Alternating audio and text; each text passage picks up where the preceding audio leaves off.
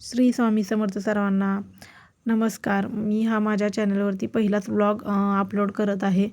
मी शिलाईशी निगडीत सगळी कामं करते. म्हणजे गोधडी शिवते, ब्लाऊज शिवते, साड्यांना पिको फॉल करते, साड्यांना गोंडे लावून देते, तसेच ड्रेसना फिटिंग, गाऊनना फिटिंग, बऱ्यापैकी सगळीच जी मशीनशी निगडीत कामं असतात ती सगळी कामे मी करून देते. माझ्याकडे जास्तीत जास्त ब्लाऊज आणि गोधड्या खूप शिवायला असतात. त्यातल्या त्यात गोधड्या जास्त असतात.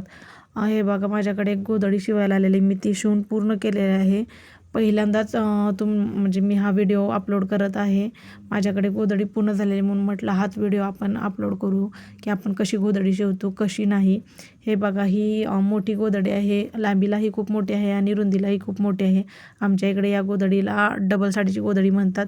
ही झाली फ्रंटची साईड आहे, ही पुढची साईड आहे.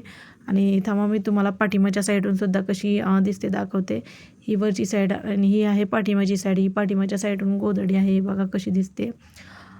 गोधडी माझ्याकडे खूप शिवायला येतात. दीड साडीची शिवते, दीड साडीची असते, तसेच डबल साडीची असते. दीड साडीची ह्याच्यापेक्षा थोडीशी लहान असते. या गोधडीवरती इझिली 5 ते 6 लोक निवांत झोपू शकतात, इझिली झोपू शकतात, इतकी मोठी ही गोधडी आहे. आणि थंडीच्या दिवसात बऱ्यापैकी कस्टमर माझ्याकडून अशा गोधड्या शिवून घेऊन जातात, कारण त्याच्यामध्ये खूप ऊब असते. आणि आपण जी कपडे फेकून देतो, खराब झालेली साड्या, कपडे फेकून देतो, त्या आपण फेकून देण्याच्या ऐवजी त्याचा काहीतरी आपण स्वतः उपयोग करू शकतो. मग मी त्यांना त्यांचे कपडे, साड्या आणून द्यायला सांगते आणि त्याच्यापासून टाकाऊपासून ह्या टिकाऊ पद्धतीच्या गोधड्या त्यांना मी शिवून देते. ह्या गोधड्या खूप छान दिसायलासुद्धा दिसतात आणि त्याच्यामध्ये खूप ऊबसुद्धा असते.